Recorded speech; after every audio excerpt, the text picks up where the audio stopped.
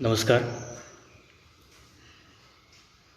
इसके पहले लेक्चर में हमने कबीर की साखियों के भावार्थ को बड़े सुंदर ढंग से देखा है। आज के इस व्याख्यान में उसकी अगली कड़ी सूरदास के पदों को आज हम देखेंगे।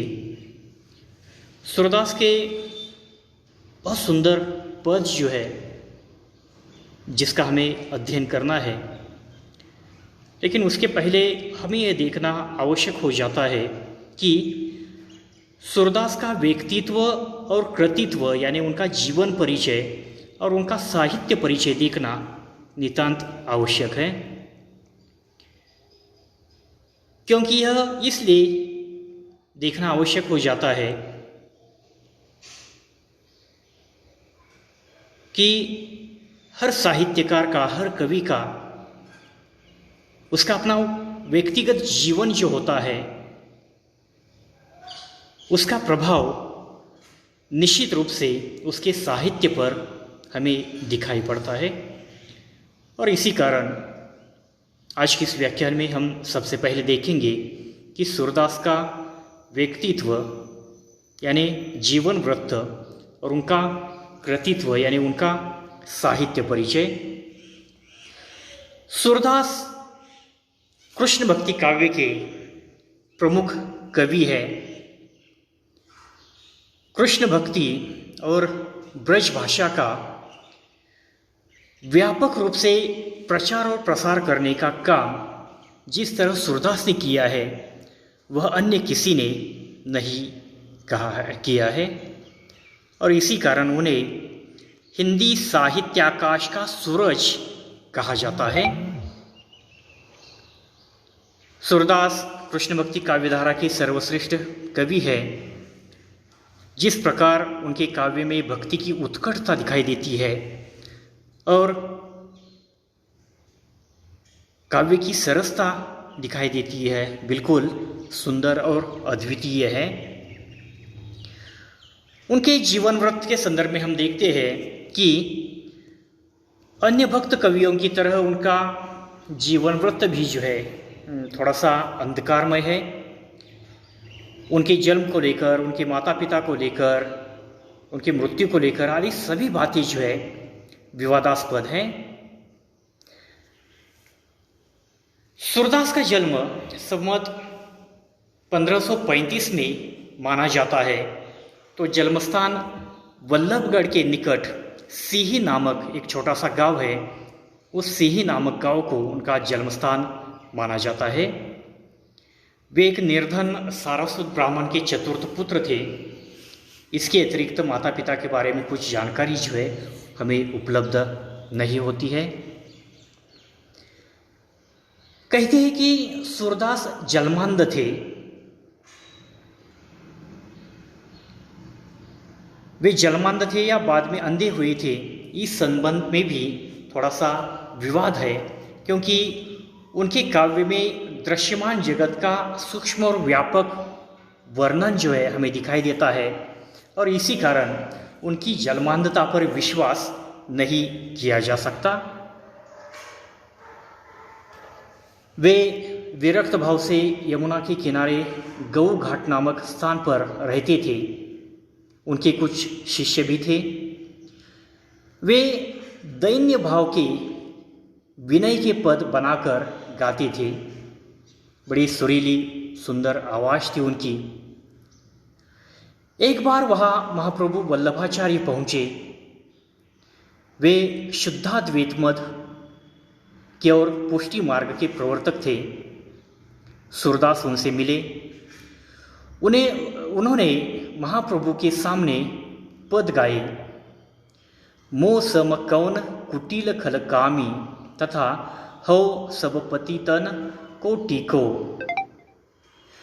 उनके दैन्य भाव को देखकर महाप्रभु ने कहा, सूर होकर तुम इस प्रकार गिड़गड़ाते क्यों हो? कुछ भगवत लीला का गान करो। सूरदास ने कहा, मुझे भगवत लीला का ज्ञान नहीं है। तब महाप्रभु ने उन्हें दीक्षा देकर श्रीमद् भागवत की अनुक्रमणिका सुनाई। उन्हें लेकर वे गोकुल आए और वहाँ के श्री कृष्ण मंदिर में गान सेवा का भार उन्हें सौंपा। तब से सूरदास श्रीमद् भागवत के आधार पर पद रचना करके श्रीनाथ जी के सम्मुख आजीवन गाते रहे। उन्होंने कहा है कि निर्गुण ब्रह्म अनिर्वचनीय है, इसलिए मैं सगुण रूप की लीला का गान करता हूँ।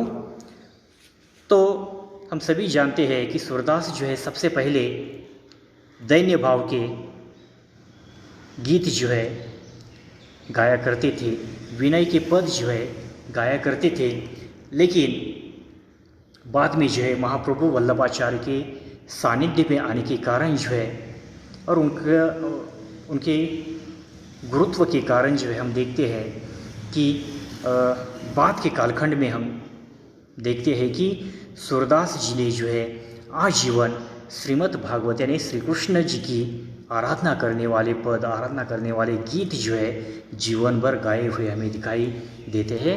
और अंत में हम यह भी देखते हैं कि सूरदास जी ने जो है निर्गुण ब्रह्म को अनिर्वचनीय माना है और इसी कारण उन्होंने जो है जीवन भर सगुण साकार श्री कृष्ण की लीला के गीत जो है उनका गान जो है किया हुआ दिखाई देता है।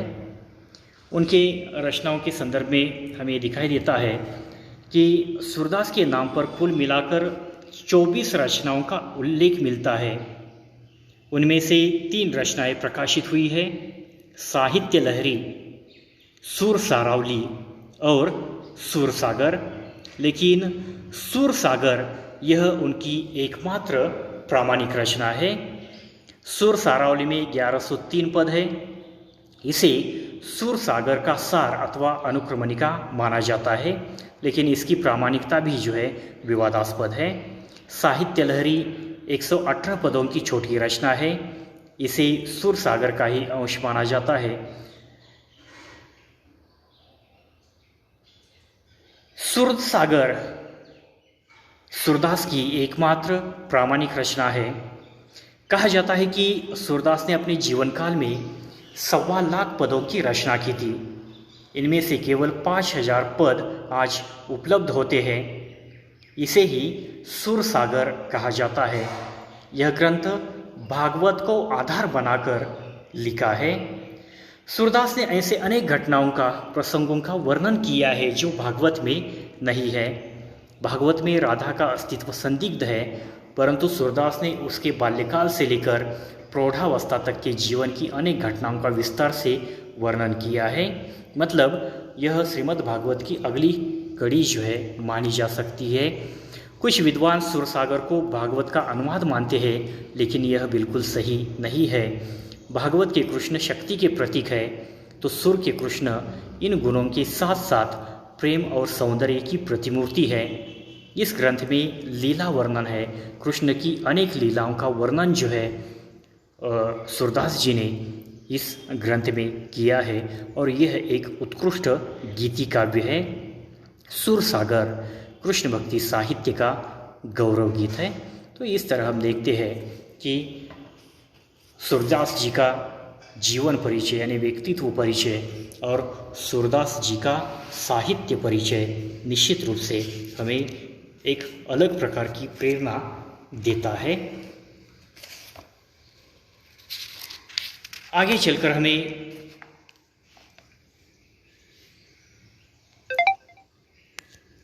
सूरदास के कुल मिलाकर 3 पदों को देखना है। तो अगले लेक्चर में हम सूरदास के 3 पदों को देखेंगे। उसका भावार्थ जो है 3 पद है, लेकिन बड़े पद है और बड़ा व्यापक गहराई से भरा हुआ अर्थ जो है उसमें हमें दिखाई देगा। तो उन 3 पदों के साथ हम अगले लेक्चर में जल्द ही मिलेंगे। धन्यवाद।